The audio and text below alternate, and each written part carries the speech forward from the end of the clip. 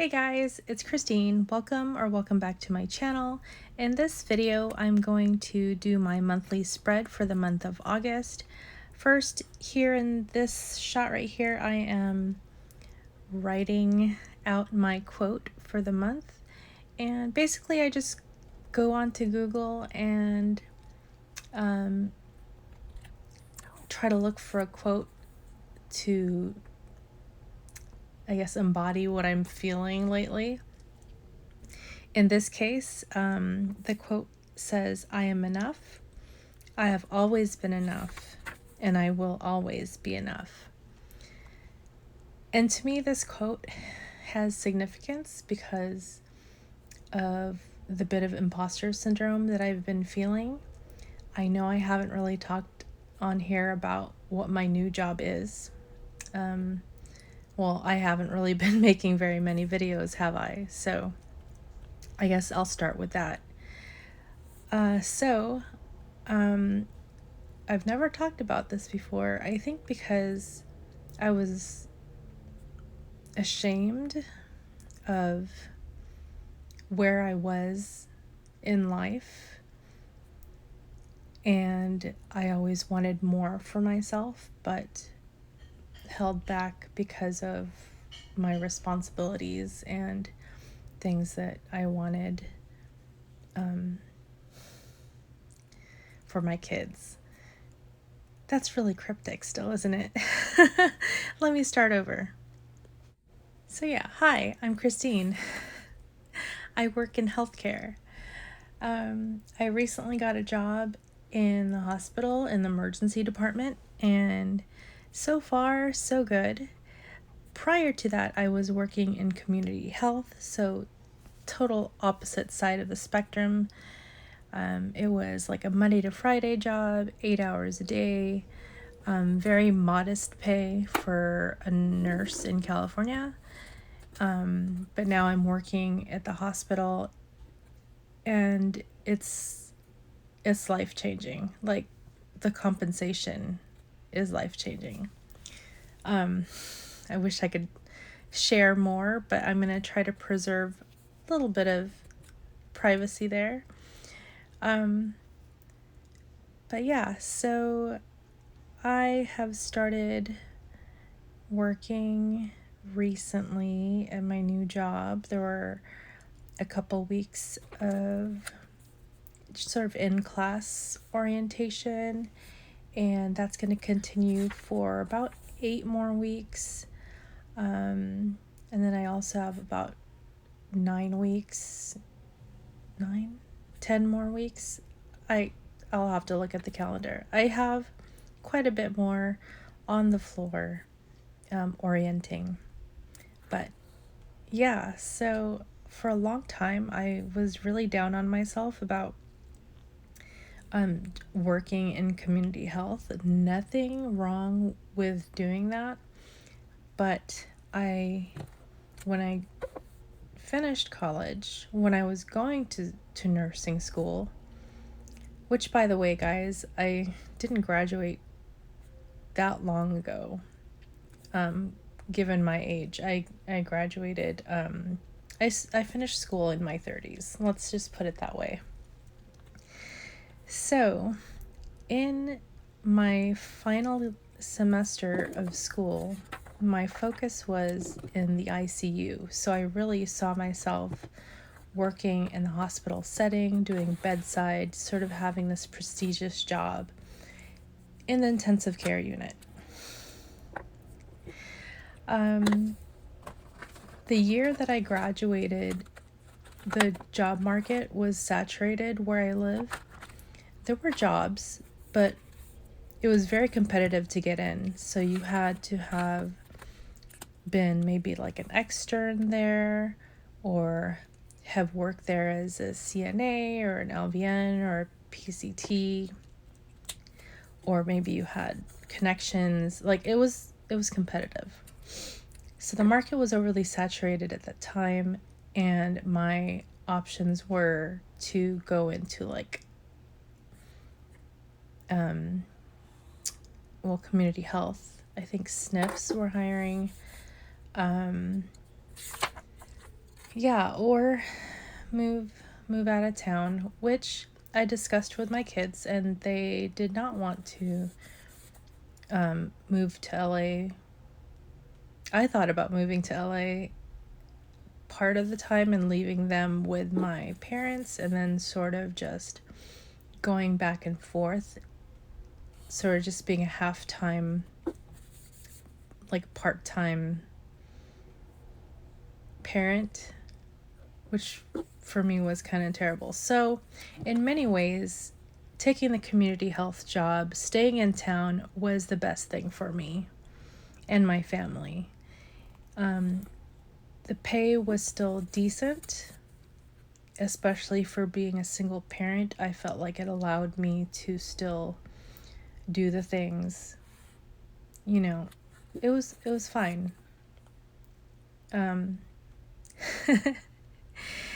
But it wasn't what I saw for myself. Just remember, I was thinking, Nurse Kristine was going to be in the ICU. Anyway, so now where I'm working, I was talking to Kat from Organized by Kat. I've forgotten. Sorry, Kat. So I was talking with her a little bit, and I was saying how it was half feeling like a badass for being a nurse in the ER, but the other half feeling like, do I really belong here? Like, it's just that imposter syndrome of like, am I good enough? So yeah, I had to really look back to where I came from these past few years, this past decade, that I was always enough. And yes, I am enough. And I will always be enough. So even now, looking back at my years of working in community health, thinking about the self-imposed suffering and, making less money than I could have been, it still served a purpose in my life. I was able to come home to my kids in the afternoon, had weekends off. It was fairly easy to take time off, even though there was non-existent PTO until like California passed a law for at least 24 hours a year of paid time off. Where was I going with this? So yeah, it still served a purpose because my kids needed me.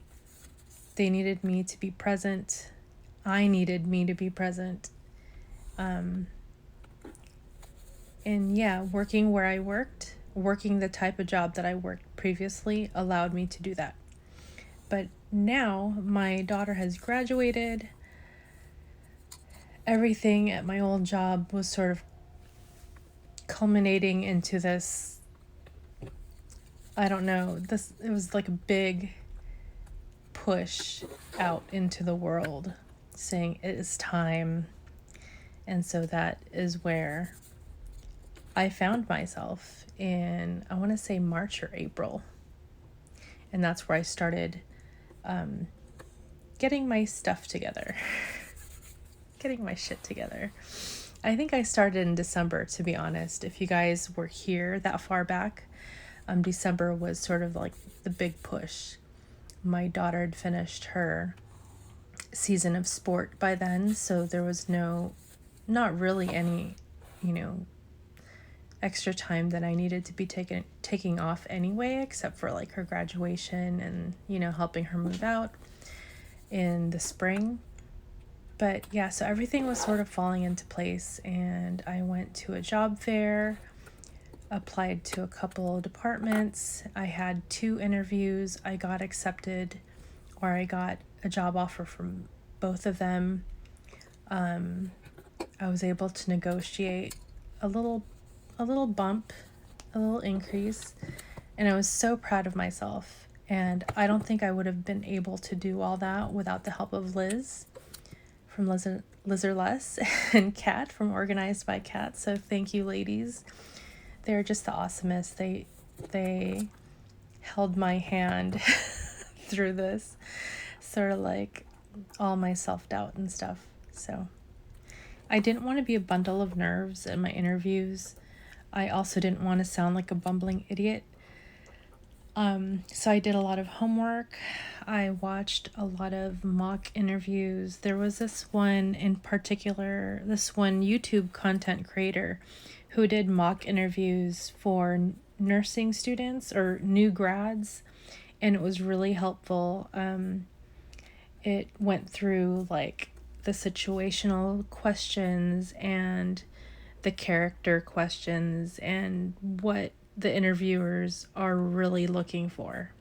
So that really helped. I had to draw on my experience and have stories ready that I can translate into the position that I was applying for. And so those really helped.